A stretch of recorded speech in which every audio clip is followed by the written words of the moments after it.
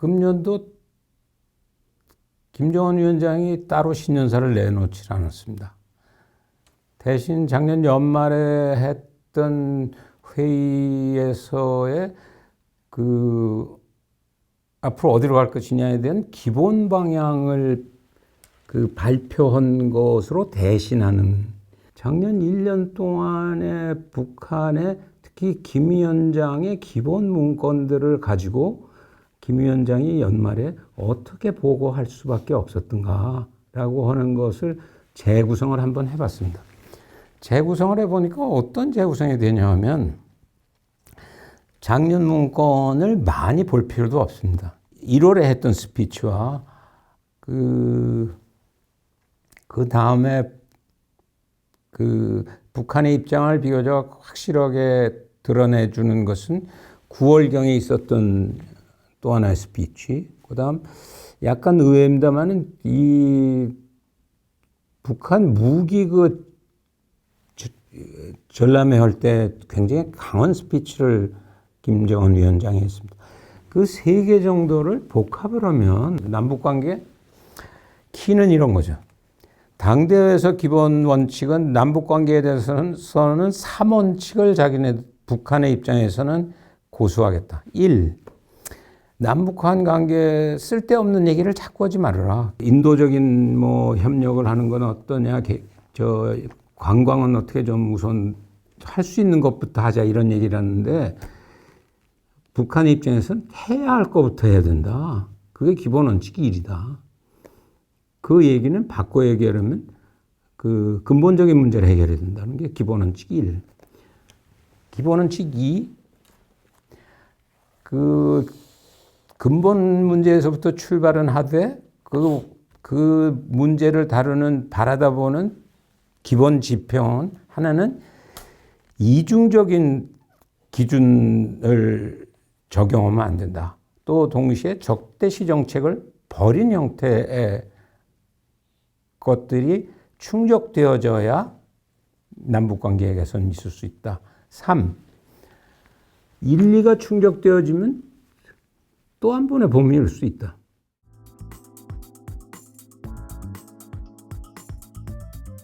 기본 원칙 2가 해결되지 않는 한은 의미가 없다. 따라서 그것은 굉장히 어려운 얘기죠. 왜 어렵다고 생각하냐면, 이중잣대나 적대시 정책을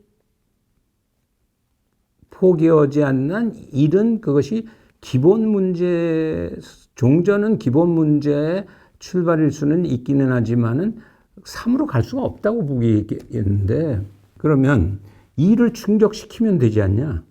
나는 내가 보기에는 안 된다는 거죠. 왜 그러냐면, 읽어보면 금방 알 수 있는 것이, 북이 얘기하는 이중잣대라는 것은 우리는 억제인데 한국이나 미국의 군사력의 증강이나 또는 연습은 그것이 억제용이 아니고 공격용이라고, 또는 적대시 정책의 표현이라고 하는데, 아마도 이것이 실질적인 의미를 가지려면 북이 얘기하는 원칙 2가 북 스스로한테도 적용이 돼야 될 거예요. 그건 어쩔 수 없는 거 아니에요. 남쪽이나 미국 쪽이 그렇게, 북의 입장에서는 왜 오해하냐, 그런 스피치를 하고 있습니다.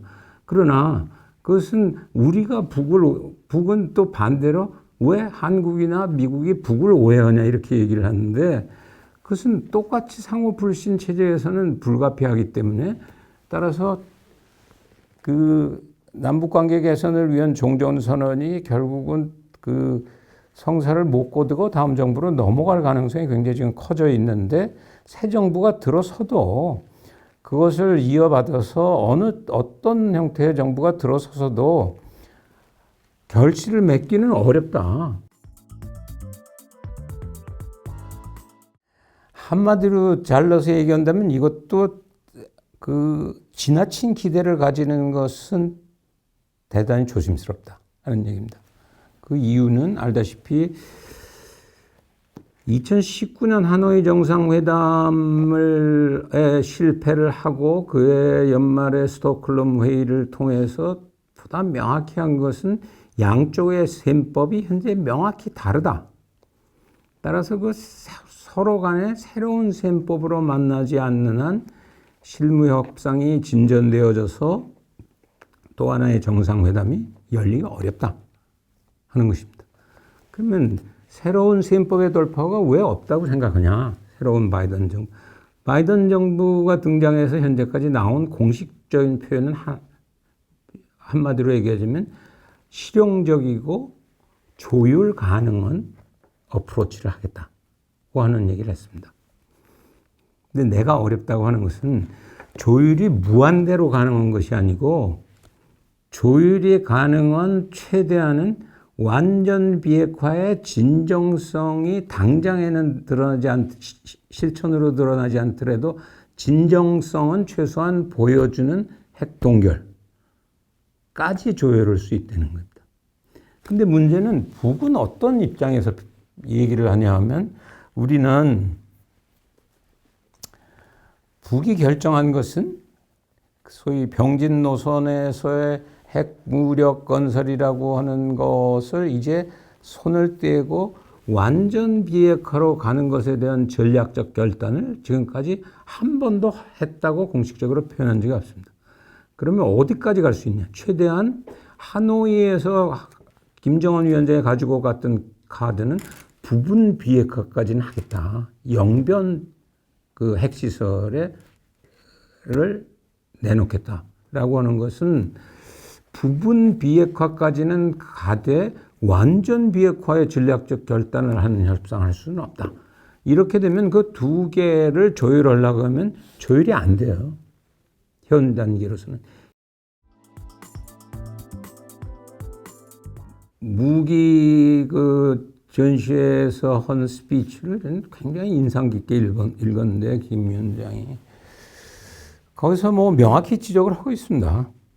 이 전략 핵무기라고 하는 표현을 처음으로 약간 돌려서 핵무력 건설이라고 하지 않고 전략 억제력을 계속해서 그 강화할 수밖에 없다고 하는데 그것은 작년 1월 스피치를 보면서는 김 위원장 입장에서는 굉장히 자기가 스스로 감동하는 표현을 쓰고 있어요. 제일 잘한 것이 무슨 것인가? 김정은 10년에 하면서 얘기하면서 결국은 핵무력 건설과 경제 건설의 병진 노선을 통해서 그 인류 역사상 그 누구도 할 수 없는 짧은 기간 동안에 2017년에는 거의 뭐 상당히 첨단 수준의 핵무기 실험까지 갔으니까요.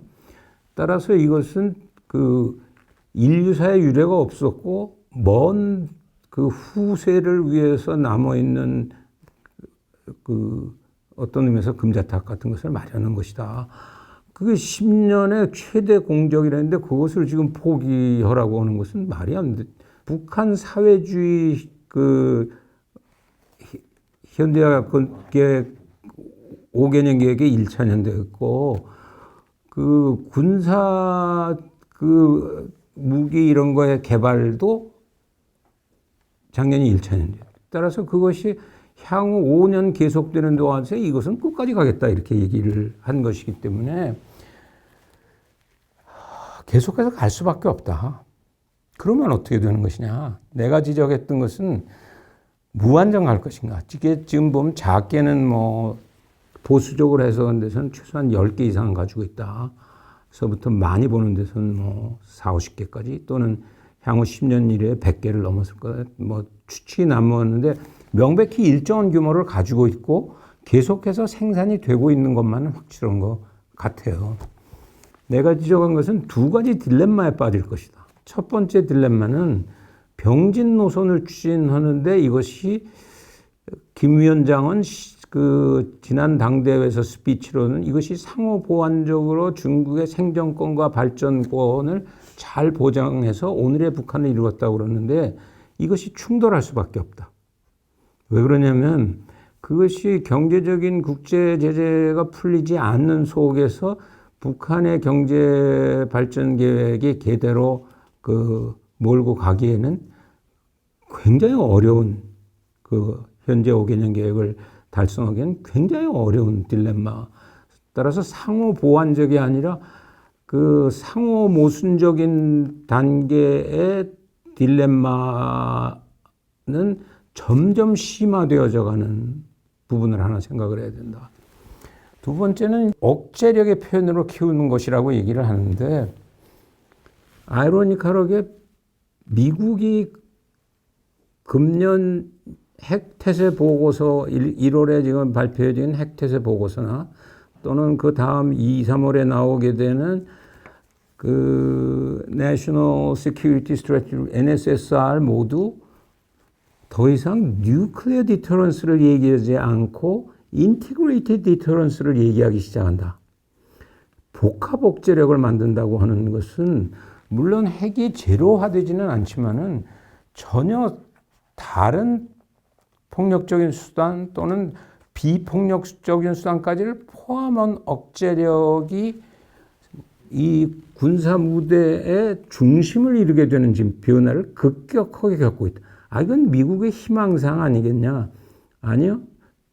중국 쪽 자료를 보면은 거의 비슷한 용어들을 같이 쓰고 있어요. 따라서 이미 무대가 격변하고 있는 지금 억제 개념에서도 그렇고, 전쟁이 벌어지는 것도 더 이상 전통적인 의미에서 육해공군의 싸움이기보다는 우리가 그것을 흔히 멀티 도메인 오퍼레이션이라고 해서 다영역 작전, 다영역 전쟁 이러다가 최근에 와서 이제 올 도메인이란 말로까지 바꿔 쓰고 있는 변화가 일어나고 있기 때문에, 따라서 그런 의미에서는 핵이 가지고 있는 정치적, 군사적 효용성의 체감의 속도는 난 굉장히 빨라질 것이다. 그것을 내가 다른 표현으로 따라서 북한의 정보화가 굉장히 중요하다라고 하는 표현도 세계가 어떻게 지금 바뀌어가고 있는 것인가, 그 포스트 코로나 이후에 나타나는 질서의 모습이라고 하는 것이 것에 대한 가감 없는 것을 북도 내부적으로 정확하게 인식하고 그것에 대한 대안의 모색을 하는 것이 한국은 한국대로 어렵습니다만은 북한은 그 누구보다도 지금 그 절실한 시점에 있는 것 아닌가, 그런 생각이 들어요.